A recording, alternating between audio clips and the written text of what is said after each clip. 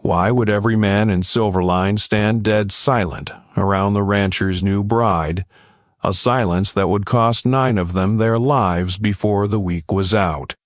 Not one man in that town would sell her flour, shoe her horse, or meet her eyes at the church door, and not one of them, watching her from a careful distance for 2 silent weeks, understood that the gray drifter sleeping in her husband's barn had ridden 400 miles because he already knew exactly what 9 of Silverline's most powerful sons were about to attempt at first light. Her name was Elowen. His name was Ridge Calloway. Her husband of 6 months. A rancher who still couldn't get a straight answer out of anyone as to why his own neighbors wouldn't look at his wife. And this is the story of the autumn of 1878 in the high country of the young state of Colorado, when a debt 11 years old finally rode out of Silverline's past to collect itself in blood, and a gray old gunslinger stood in a doorway. If you found your way to this fire tonight, tell me where you're riding in from down in the comments. I like knowing how far a story travels before we're even done telling it. And if the notion of 9 armed men riding out at dawn to bury a rancher's wife and finding a man waiting on that porch they never once counted on is the kind of thing that keeps you here to the end, stay close. Now let's go back 3 years, to a rented room above a Denver dry goods store, where a quiet young rancher sat down at a borrowed desk and wrote a letter he never expected anyone to answer. Ridge Calloway was 24 the winter he wrote it, and he'd already learned the particular loneliness of a man who does everything right and still comes home to an empty house. He'd inherited 800 acres of high pasture from an uncle who died without children of his own. Good grazing land, tucked against the eastern slope of the range above Silverline, water rights clean and undisputed, timber enough to keep a roof mended for 2 lifetimes. He ran cattle well and kept his fences tight and his word tighter, the kind of rancher other ranchers trusted at a handshake without needing a lawyer in the room. But he'd buried his mother the year before, his father 3 years before that, and there wasn't a soul left on the place to call his name at supper. So he did what a certain kind of practical, unromantic man did in those years when the arithmetic of a life stopped adding up. He wrote to a matrimonial correspondence bureau out of Kansas City, described his acreage and his character with more honesty than flattery, and asked whether any woman answering their notices might consider a rancher who could offer land, decency, and very little conversation. He got one within 6 weeks, in a hand so careful and even it looked almost printed, from a young woman calling herself Elowen Marsh, 20 years old, presently employed as a seamstress and part-time governess in the household of a Denver mining supply merchant, and a husband who would not ask more of her past than she was willing to give. Ridge read that line 4 times the night it arrived. He did not know, not then, what it cost a person to write a sentence like that. Careful as a fence line drawn around ground nobody was allowed to cross.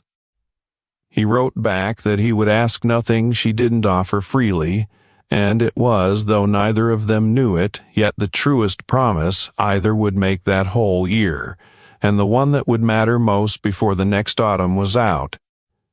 Her letters that followed were plain, unadorned things, written in that same careful, even hand, and Ridge kept every one of them tied with twine in a cigar box on his bedside shelf, reading them over some nights the way another man might read scripture. "You ask what I look for in a husband," she wrote him once, in March. "And I confess I have thought harder about that question than any other in my life. I do not need a rich man or a handsome one. I need a man whose word once given does not move. I have known men whose promises shifted with the weather, and I have decided I would rather live poor and cold than marry another one of them." Ridge had written back that he could not promise her riches or much conversation of an evening, but that a promise from him, once made, had never once moved, not for weather nor for anything else, and that he intended it to stay that way. He meant it as an ordinary courtesy. He did not yet know how many times that particular promise would be tested before the year was through, nor how much it would come to mean to a woman who had spent 5 years watching the whole world break its word to her. They corresponded through that winter and spring, practical letters mostly, about the price of beef and the length of a Colorado winter, and Ridge found himself thinking, at odd hours out mending fence, about a quality in her letters he couldn't quite name, a carefulness, a way of answering every question exactly as far as it went. She never once mentioned a father or a mother. She never mentioned where she'd been raised, only that it was east of the Mississippi and long behind her. Ridge, being the sort of man who took a fence line at face value, never pressed, and in April of 1878, he rode down to Denver in a borrowed buggy and watched Elowen Marsh step off the platform.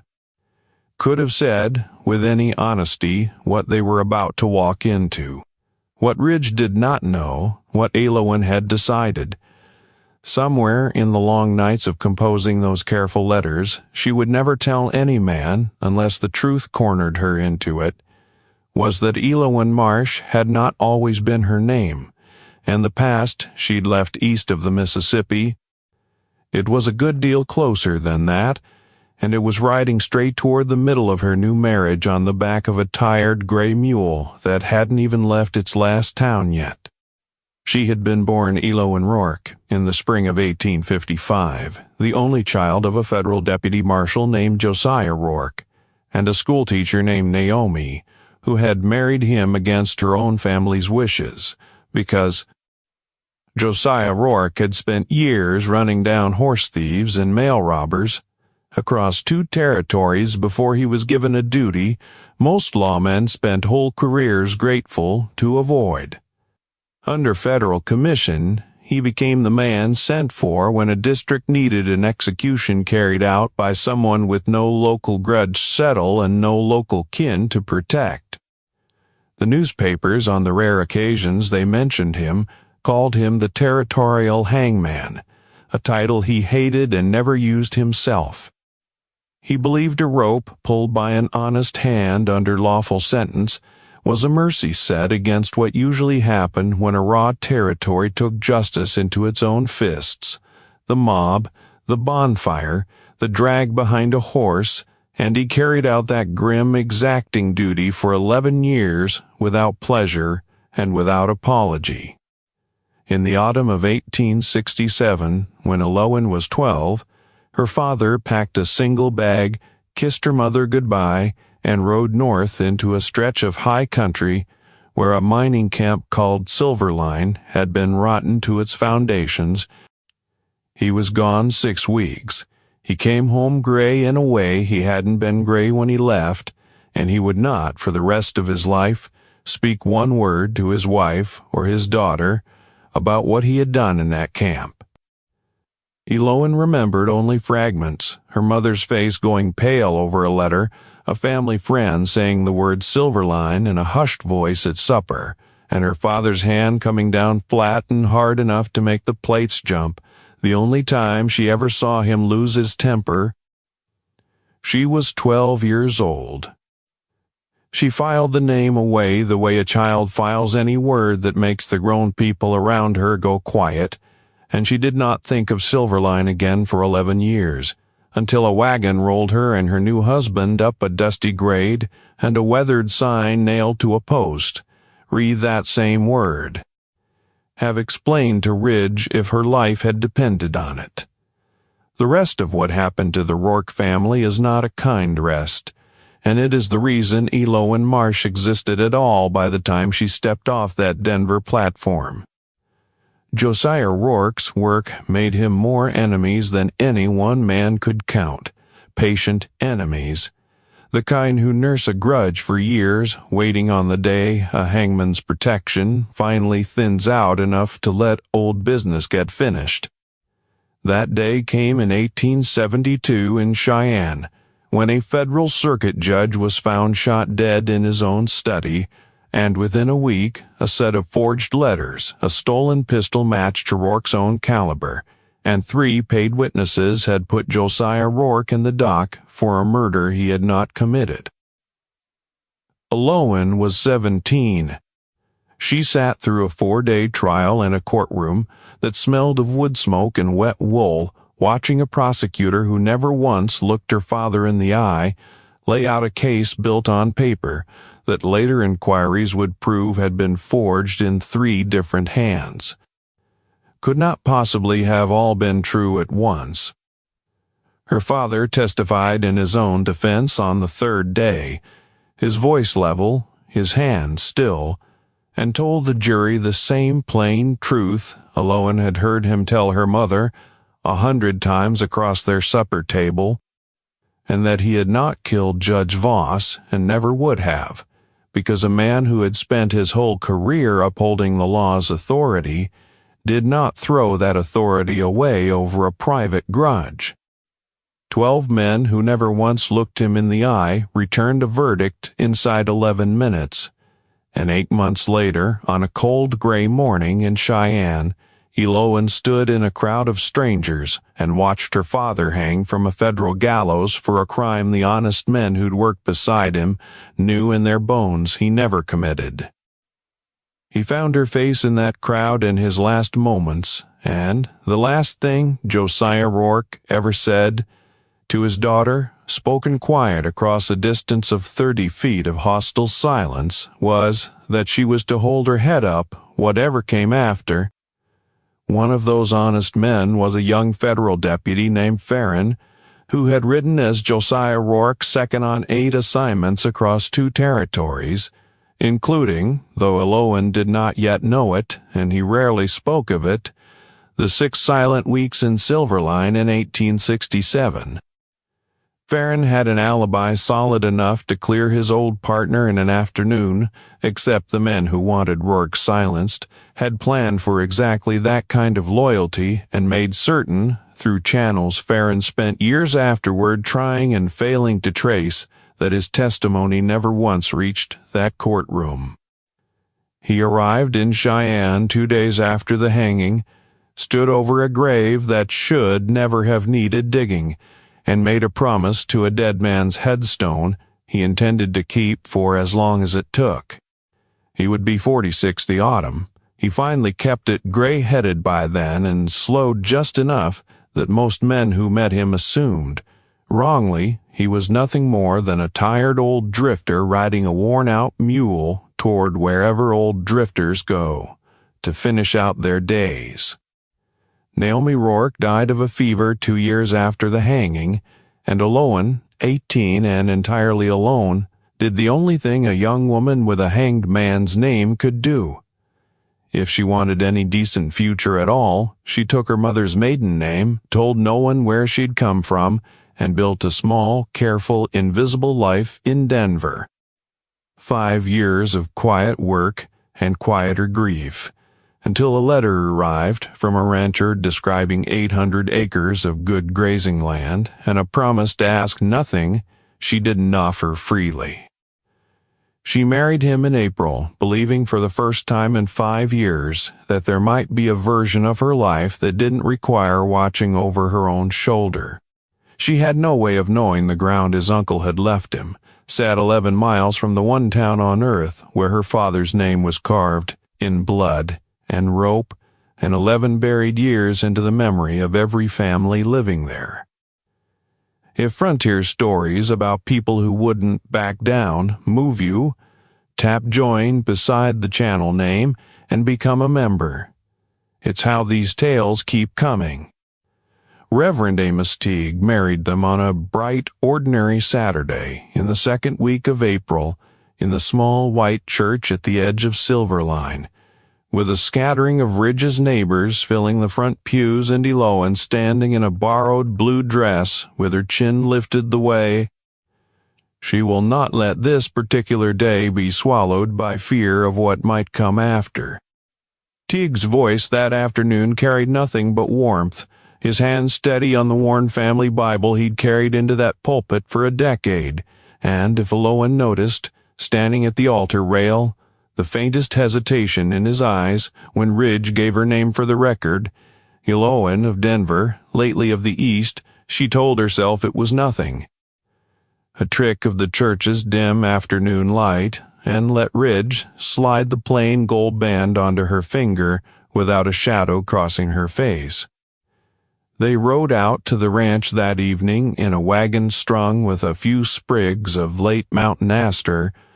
Some neighbor woman had tucked behind the seat, and for 2 full weeks afterward, before the silence properly began, that she had finally ridden clean out of her own past and into a life nobody in it would ever recognize. Those first 2 weeks were, in their own quiet way, the happiest Elowen had known since she was a girl of 11, sitting at her mother's supper table. Ridge was not a talkative man, but he was an attentive one, learning the particular sound of her step on the porch boards, teaching her to sit a horse properly on the high pasture trails, listening without once pressing when she went quiet over some memory she wasn't ready to share. She learned the ranch the way she'd once learned a new stitch pattern methodically, thoroughly, until she could have found her way blindfolded from the spring house to the north fence line, and in the evenings, over supper, she was still teaching herself to cook at altitude. She and Ridge fell into the easy, undemanding companionship of 2 careful people, slowly deciding they might, after all, have found something worth trusting. It was into that fragile, new, unguarded happiness that the silence of Silverline first began creeping, one averted glance at a time, and it was that happiness, more than anything else, that made the 2 weeks which followed so much harder to bear. Silverline itself, on the ordinary market morning, it finally showed its true face, looked entirely too ordinary to disarm a woman who'd been carrying a cold feeling in her chest since the day the wagon first climbed that dusty grade. A tidy, prosperous little place of perhaps 400 souls at 8,000 feet. A mercantile and a blacksmith's forge, and a small white church, an assay office that did more business than the town's modest size suggested, and a 2-story bank building that was by a wide margin. She and Ridge tied up in front of the mercantile a little before 10 that first market morning, Ridge with a supply list in his coat pocket, Elowen carrying the household egg money in a small reticule, and they walked in together. The man behind the counter, Vane Marlin, a lean, watchful storekeeper in his early 40s, who also served as the town's postmaster and notary, weighing out flour and filing land papers with the same unhurried precision, looked up at the bell over the door with the ordinary welcome of a man who'd sold nails. That first morning, nothing in his face changed. He did not yet know her name was anything other than Elowen Calloway, rancher's wife, and he filled their order and made their change with nothing more than the mild, distracted courtesy any storekeeper shows a new face in town.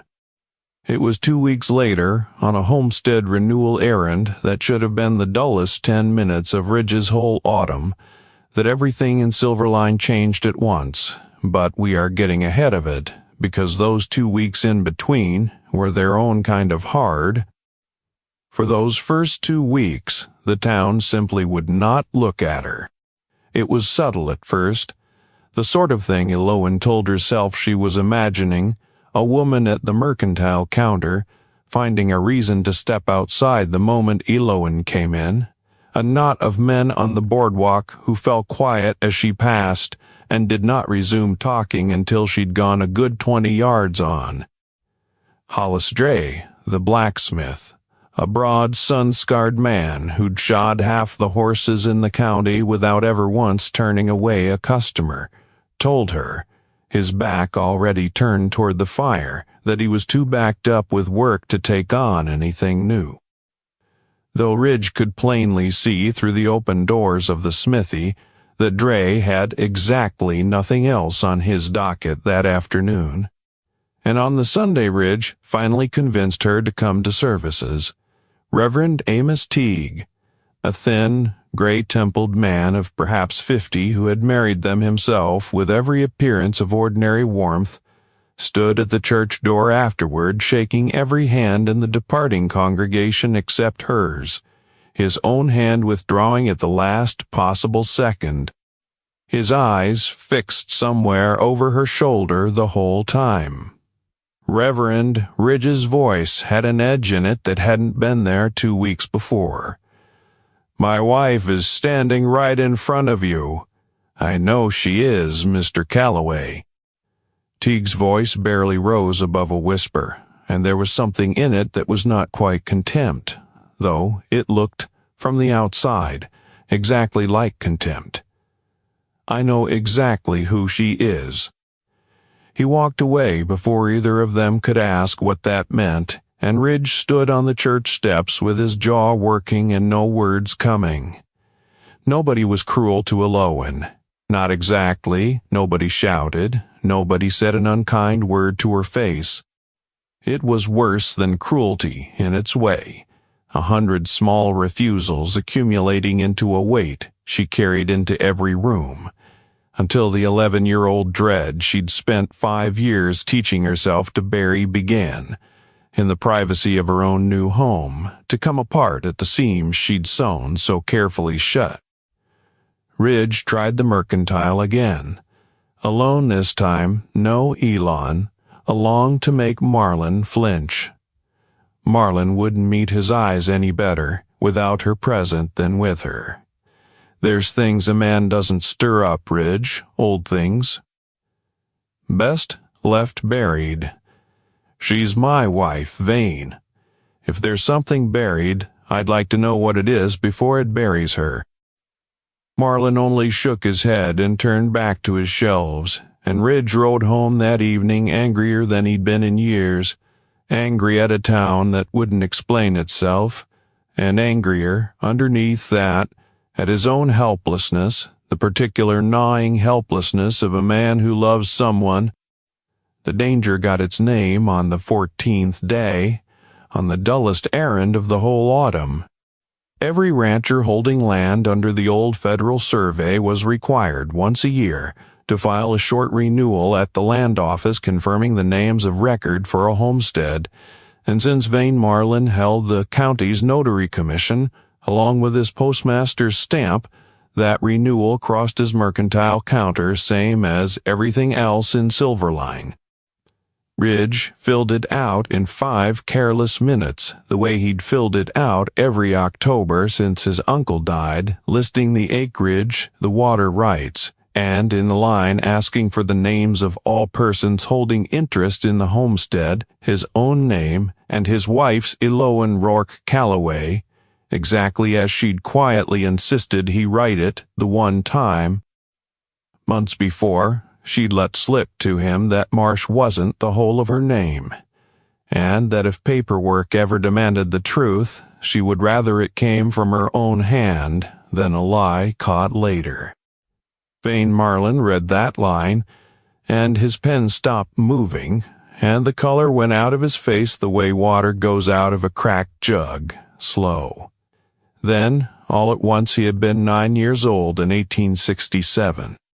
He had stood in this very street and watched a federal hangman named Josiah Rourke put a rope around his own father's neck on the gallows platform, still standing, weathered and half forgotten, at the north edge of town. He had spent 11 years building a quiet, respectable life on top of that memory, the way every son of every hanged man in Silverline had built a quiet, respectable life on top of it, and he stood now looking down at a Homestead Renewal that told him in his own new neighbor's careless handwriting that the hangman's daughter was living 11 miles from his front door. He said nothing to Ridge. He stamped the renewal, filed it, and told Ridge to have a fine evening in a voice gone thin and strange, and the moment Ridge's wagon cleared the edge of town, Vane Marlin closed his store 2 hours early, saddled his own horse for the first time in 3 years. They gathered that night in the back room of Bram Coswell's bank, Coswell himself, the richest man in the district and the son of Colonel Josephus Coswell, who had led the original claim-jumping syndicate and been the first of the 14, silent freighter named Silas Ordway, whose father had run the syndicate's stolen ore wagons before the rope caught up to him, the 2 Vance brothers, Emmett and Cole, whose father had been the syndicate's hired gun before he became one of its 14 dead, and 3 more men whose fathers had likewise swung from that same gallows beam. Sons who had grown into ranchers and freighters, and 1 more storekeeper, every one of them raised on the family understanding that the Rourke name, should it ever surface again in this district, was a threat to be answered before it could ever reach a federal courtroom a second time. Coswell laid it out cold and businesslike, the way he laid out every ledger in that bank, while Marlin paced the narrow room with his hat still on. 11 years I've held this county together, Coswell said. 11 years of every one of you sitting quiet in my back room, agreeing the past stayed buried so long as none of us went digging in it. Well, somebody's dug. Rourke's own blood is sitting 11 miles from this room right now, and I promise you, every one of you, if a federal land office ever gets a good look at how our fathers first came to hold this ground, you'll lose considerably more than your good name. Silas Ordway asked, low and flat, whether there wasn't some quieter way, money, a warning, a reason for the Calloways to simply move on. It was Marlin who answered him, his voice gone thin and hard with 11 years of watching his father's ghost sit at every family supper he'd ever eaten. There isn't a warning that unmakes what she already knows just by being born. There's only quiet, or there's the courthouse, and I, for one, am not spending what's left of my life waiting on a federal marshal's knock. It did not take much longer in that back room for grief and fear to curdle into something colder and more organized. If the hangman's daughter and her rancher husband were quietly gone from Silverline before word of her name spread any further, a wagon accident on the Ridge Road, a fire, a disappearance nobody in the county would trouble themselves to investigate too closely. 9 of them agreed to ride at first light to take the Calloway place before the household was even properly awake, and to leave nothing behind in that abandoned silver shaft on Silverline Ridge that any marshal, federal or otherwise, would ever trouble himself to dig up. They did not know, riding home from that meeting well past midnight, that a gray-headed stranger on an unhurried mule had crossed into the county that same evening, following 11 years of patient inquiry, and a rumor picked up 2 towns back about a rancher who'd married a woman with a hanged federal marshal's eyes. Ferrin reached the Calloway spread a little after 10 that night, Deacon plodding up the ranch road at the same unbothered pace he did everything, and found Ridge still awake on the porch, too wound up from the day's strange encounter at the mercantile to think about sleep. Ferrin didn't waste time on pleasantries. He told Ridge his name, told him he'd known Elowen's father, and asked, plain as a man asking after whether anything unusual had happened in town that day. And when Ridge described Vane Marlin's face going the color of old ash over a homestead form, Ferrin's own face went still and grim in a way that told Ridge, before a single further word was spoken, that whatever was coming fast. He asked for coffee, and there on the porch, with Elowen come to stand pale and listening in the doorway, Ferrin told them both the whole of it, the syndicate of 14 claim jumpers who'd seized the district by forgery and murder in the town's first 2 years. The 3 federal marshals they'd hanged from a cottonwood grove in '63 when the killings threatened to be discovered, and the commission that had finally, 4 years later, sent Josiah Rourke north with warrants for all 14. All 14 had hanged from the same gallows platform that still stood weathered and ignored, at the edge of town, and every prosperous family walking Silverline streets today, Ferrin told them. Unspoken vow that the Rourke name must never be allowed to surface here again. I came because I heard a rumor 2 towns back, and I didn't like the shape of it, Ferrin said, his voice low, and even despite the weight of what he was saying. I didn't expect to arrive the same night Marlin found out. That's bad luck, and it means we haven't got until morning to decide what to do about it. We've got until first light, and I'd bet my old mule they'll come before the sun's properly up, meaning to make you both disappear quiet enough that no marshal ever comes looking a second time. Ridge's hand found Elowen's in the dark of the doorway. How many men are we talking about, Ferrin? Enough that I'd have ridden clean past this ranch and straight for the county sheriff, if I believed for 1 minute the sheriff in this district answered to anybody but Bram Coswell's bank. So, we're not riding for help tonight. We're going to fortify what we've got, and we're going to be ready when they come, and I sent a wire a week back, on a hunch I'm awful glad now that I trusted, to the Territorial Marshal's office in Denver, asking 3 federal men to meet the stage into Silverline. If God's kind, they'll be here by tomorrow noon. Until then, it's the 3 of us, this house, and whatever's left of the night to get ready in. Enjoying this story? Hit the join button by the channel name to support the channel directly. It makes the next one possible. They worked through what remained of the darkness with the grim, wordless efficiency of people who understand exactly what's coming and have decided, every one of them, that running is no longer an option worth considering.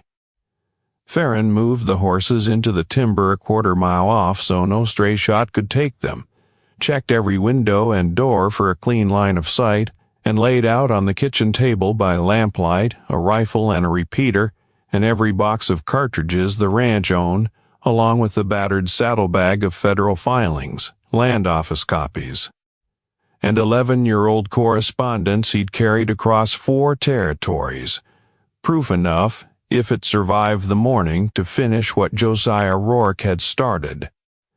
Elowen, whose hands had not stopped shaking since the porch conversation began, found somewhere in herself a steadiness she hadn't known she still owned, and spent the last hour before dawn loading and reloading cartridge boxes with the same careful, exacting patience her father had once brought to his own grim work. Watching her from across the table, said quietly that Josiah would have been proud to see his own steadiness living on in her hands. They came at first light, 9 riders moving up the ranch road out of a thin gray mist, Vane Marlin at their head with a shotgun across his saddle, and Bram Coswell close behind him. The rest strung out in a loose, confident line of men who had never once in 11 years of quiet, respectable living expected to find real resistance waiting on the far end of a morning's ugly errand. Ferrin was already at the front window with the repeater when the first rider crested the low-rise 200 yards out, and he did not wait for a parley that both of them already knew would only be a formality. Ridge Calloway. Marlin's voice carried thin across the cold morning air, pulling his horse up at 100 yards close enough to be heard, and he clearly believed, still far enough to be safe. This doesn't have to touch you. Send the woman out and you can keep your ranch and your peace, same as your uncle always had it. She's my wife. Marlin Ridge's voice, from the doorway, was steadier than he felt. That offer was never going to get a different answer than the one you're about to get.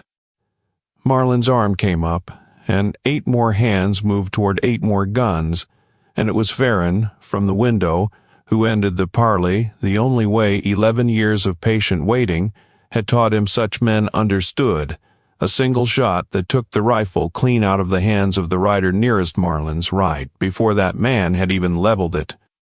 Followed inside, 3 seconds by 3 more shots, each one dropping a horse or a rider with the flat, economical precision of a man who had done this kind of arithmetic more times in his life than he cared to count.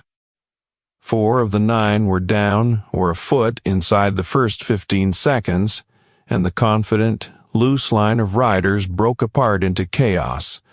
Men, wheeling their mounts for cover behind the barn, and the well house, returned fire chewing splinters out of the porch rail, and the window frame, kept a steady stream of reloaded cartridges moving into his hands without once letting her voice shake. It held that way for the better part of an hour. Emmett Vance tried twice to work his way along the fence line toward the barn's blind side, and twice Ferrin's rifle found him before he'd covered 30 feet. The second shot taking a chunk out of a fence post, so close to his ear that he crawled back to cover on his belly. Cole Vance, pinned behind the well house beside Marlin, kept shouting across the yard that they ought to fire the barn and smoke the whole household out, and it was Coswell, of all of them, crouched low behind an overturned watering trough with his fine banker's coat already torn at the shoulder, who shouted back that burning a homestead down around a woman while half the county could see the smoke from 3 ridges over was exactly the kind of evidence that would hang the lot of them for certain, and to hold his fire and wait. Inside the house, Ridge held the doorframe with a steadiness that surprised even himself, his rifle barrel resting on the splintered jamb, feeding on the strange, narrow calm that settles over a man once the waiting is finally over. Behind him, flat on the kitchen floor with cartridge boxes spread in a neat, deliberate row at her elbow, Elowen worked the reloading with hands gone perfectly steady, murmuring, half to herself and half to the ghost of a father she hadn't spoken of in 11 years, that she was not going to let this be the second time Rourke died for telling the truth. The founder's son stayed pinned in ragged cover around the yard, unwilling to charge a house defended by a man who'd already dropped 4 of them from 200 yards. Unwilling either to simply ride away and leave the job undone. It was Marlin, finally crouched behind the well house with his shotgun useless at that range, and 2 of his 9 already carried off bleeding by the men who'd stayed loyal enough to drag them clear, who called the retreat, shouting across the yard that they'd finished this proper with the whole town behind them. And not out here alone in a rancher's dooryard against a gun that shot like the devil himself was working the lever. They pulled back before the sun had fully cleared the ridge line, 5 men riding hard for town, dragging or carrying the 4 who couldn't ride themselves, and Ferrin, watching them go from the shattered front window, allowed himself one long breath before he turned to check that ridge. That bought us time. He set the repeater down, hands finally showing the smallest tremor of a man who had held himself iron, still through violence for far longer than his 46 years wanted to admit to. It didn't buy us the end of it. Marlin's going to ring that town bell inside the hour and try to raise every able-bodied man in Silverline against us, and some of them, God help this county, are going to answer that bell out of 11 years' worth of fear before anyone stops to ask whether fear is a good enough reason to ride against a woman who's done nothing but marry a decent man. The bell did ring, loud and urgent across the whole valley, and by mid-morning, a good portion of Silverline had gathered uneasily in the street outside the bank, Marlin bleeding from a graze along his jaw, and Coswell white-lipped with fury. Both men shouting that the town needed to finish what 9 of them had started before a federal marshal's daughter, and the old drifter protecting her brought the whole county's history down on every family's head. Word of what had happened at the ranch that morning had already reached the street in a dozen conflicting versions, some of them wild enough that a few of the gathered townsfolk half believed a whole company of federal soldiers had descended on the valley overnight, and it was into that confused, frightened crowd that Marlin and Coswell tried to press their case, counting on 11 years of buried guilt to do the persuading their own thin, bloodied appearance could not. But a bell rung in fear does not always summon the answer the ringer expects, and what Marlin found standing on the bank steps that morning was a town considerably less united behind him. Hollis Dray, who had refused all autumn to shoe Elowen's horse out of 11 years of inherited shame, stood at the edge of the gathered crowd with his blacksmith's arms folded and said, loud enough to carry, that he buried his own father's guilt quietly for 11 years, and he was not about to bury a rancher's wife on top of it. Reverend Teague, gray and shaking but resolute, planted himself bodily between Marlin's remaining riders and the road out to the Calloway ranch, and said he would stand there the rest of the day if that was what it took to keep this town from adding a second unforgivable morning to the first one.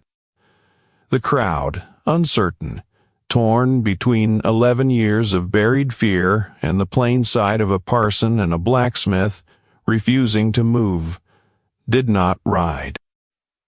Marlin, seeing his posse dissolve into argument in the street, made the only choice left to a desperate man who has already committed every crime he can survive walking back from. He sent word out to the ranch, carried by a boy too young to understand what he was delivering. They could come to the town's original gallows platform at full dark and settle it there in the open in front of whatever part of Silverline still had the stomach to watch. A challenge Ferrin understood the moment he heard it, born less of courage than of a cornered man's last desperate hope, might still be twisted into something the town could forgive. Ferrin rode into Silverline, alone that evening, as the light went long and gold over the ridgeline in the whole town, word having spread through every household by then, gathered at a careful, frightened distance around the weathered old platform at the north edge of the street. Josiah Rourke had stood delivering federal sentence to 14 guilty men. He carried the saddlebag of documents slung across one shoulder and a lantern in his free hand, and he climbed the platform's rotted steps and stood, in the fading light, exactly where his old partner had once stood, and he did not raise his voice because he had learned across 11 long years of patient searching that a truth spoken calm and plain carries further into a frightened crowd than any shout ever could. Most of you know why I've come, even if you've spent 11 years telling yourselves you didn't. His voice carried flat and clear across the hushed street.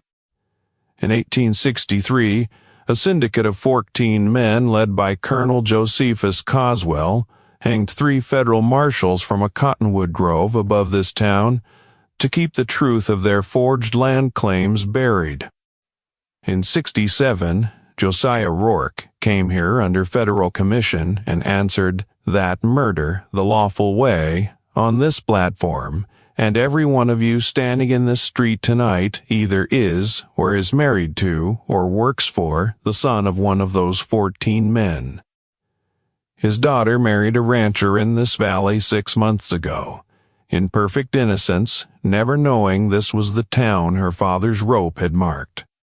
And this morning, 9 of your neighbors rode out to murder her in her own home and bury her where no one would ever find the body, because they'd rather kill an innocent woman than let this town's whole prosperity be traced back to the murder that built it. A murmur moved through the crowd, the low, uneven sound of a town's long-buried conscience finally coming loose all at once, and it was into that murmur that Vane Marlin stepped forward from the shadow of the bank building. Shotgun set aside now, his pistol drawn instead, his face gone past fear into the flat, desperate calculation of a man with nothing left to lose. You don't get to stand where the hangman stood and lecture this town, old man. Marlin's voice cracked on the word man. My father built this town before your friend ever rode in to murder him for it. Your father built this town on 3 dead marshals and forged paper, Marlin, and you spent 11 years knowing it, same as I've spent 11 years proving it. Ferrin set the lantern down slow, his free hand easy at his side, his whole stance gone into that same coiled, unhurried stillness Ridge had seen on the porch that morning.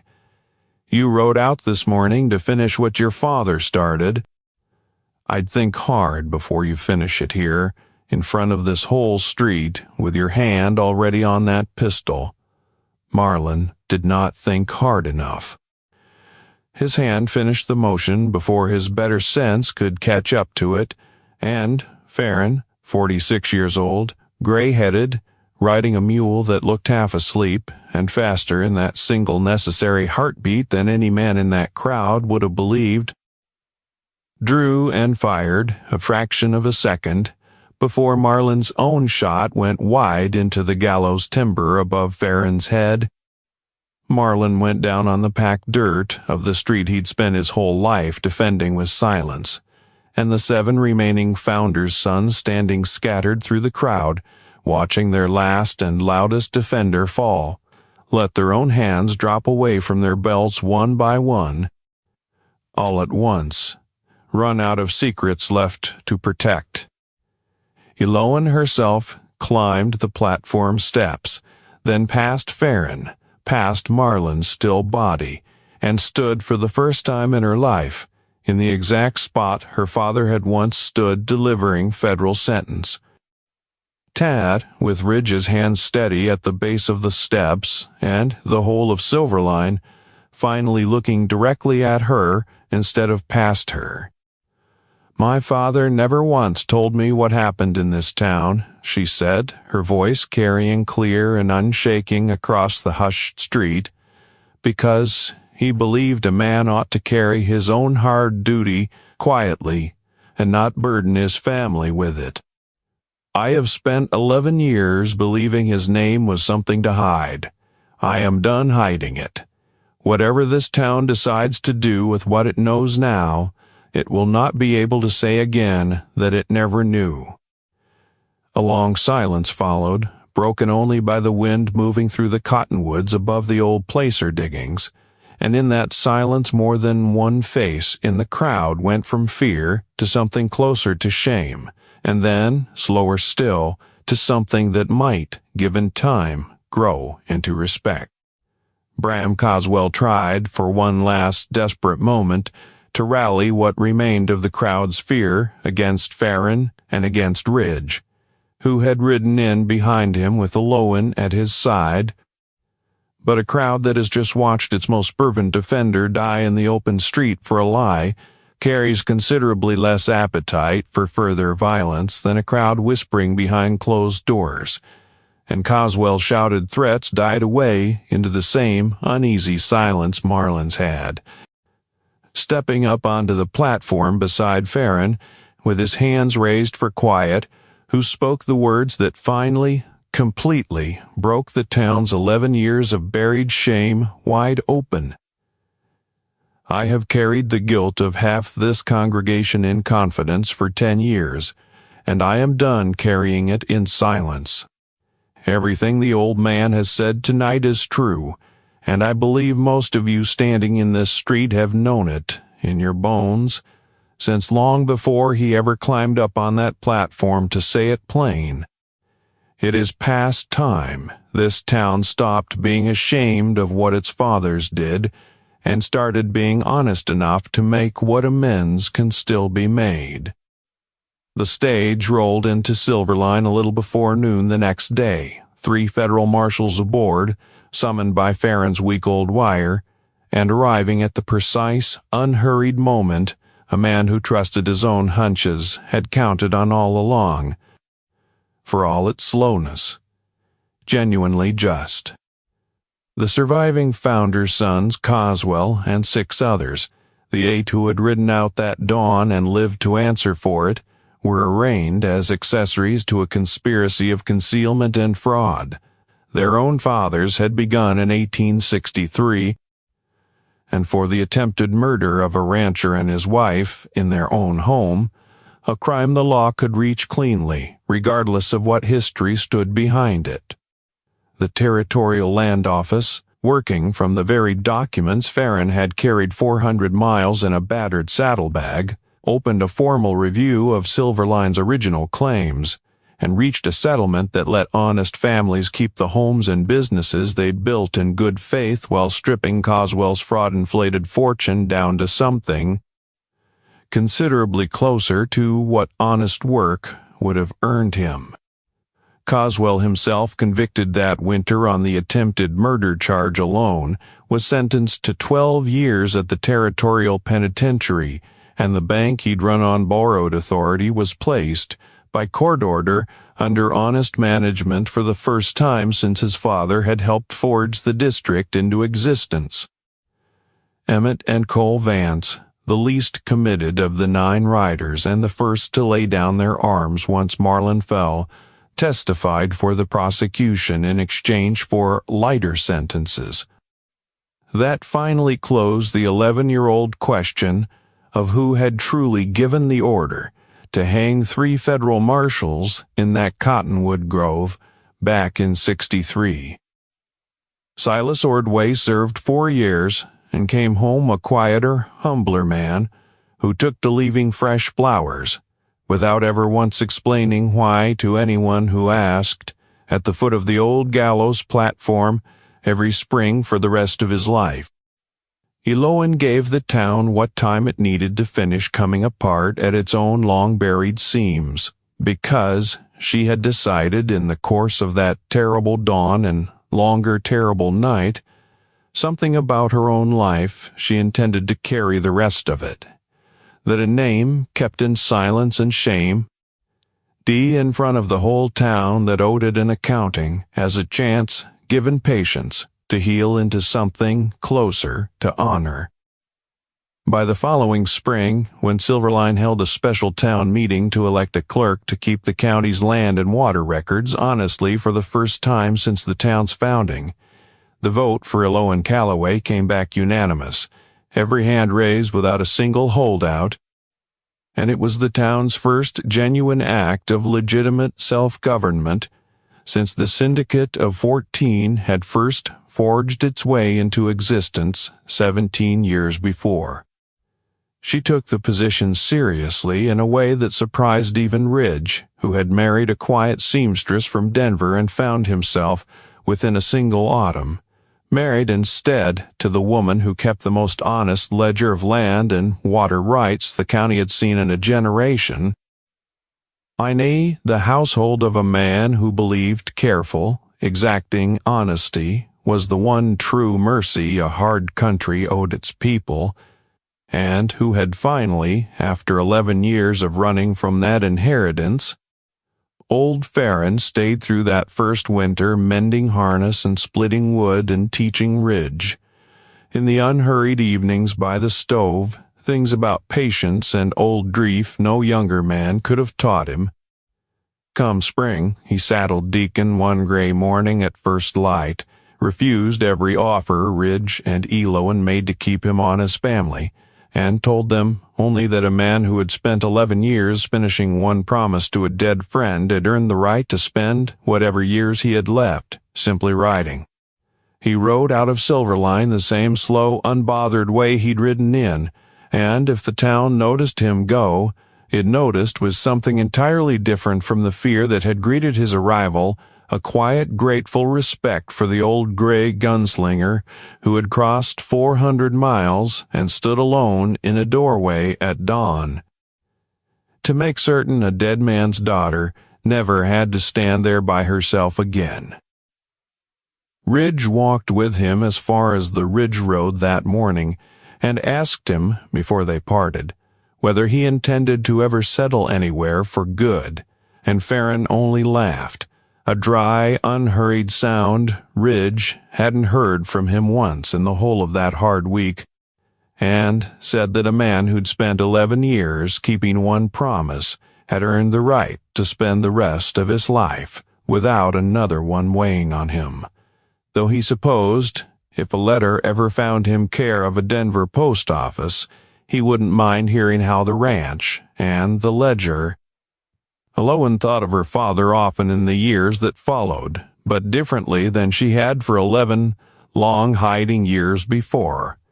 Not as ashamed to be buried, but as a man whose exacting, careful honesty had against every hard year in between. She kept framed above the small desk in the county clerk's office the single surviving photograph of Josiah Rourke she owned, taken the year before Cheyenne, his face solemn and steady in the way she remembered it best, and more than one visitor to that office over the years. Asked whether the man in the photograph was kin, she always answered the same way, without a trace of the old flinch that question had once cost her. Yes, she would say, my father. And she would tell them, if they had the patience to sit and listen, exactly who he was. A year later, on the anniversary of that terrible dawn, the town held a small unofficial gathering at the old gallows platform.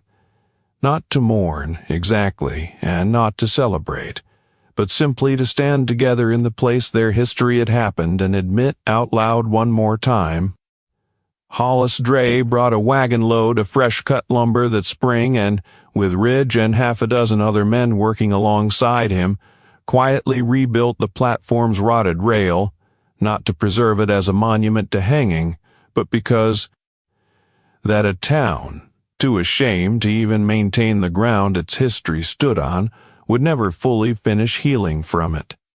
Elowen kept the county's ledgers with the same exacting care her father had once brought to warrants and sentences, and more than one old-timer in Silverline remarked, in the years that followed, that there had never been a clerk in that county's history, and Silverline itself, that had spent 11 years pretending its own founding had never happened, spent every year afterward doing something it had never once managed before Elowen Calloway rode into its silence and refused in the end to keep quiet about who she was. The way Ridge liked to say, a town, like a marriage, like a person, only ever gets to heal once it finally stops running from the truth of what made it.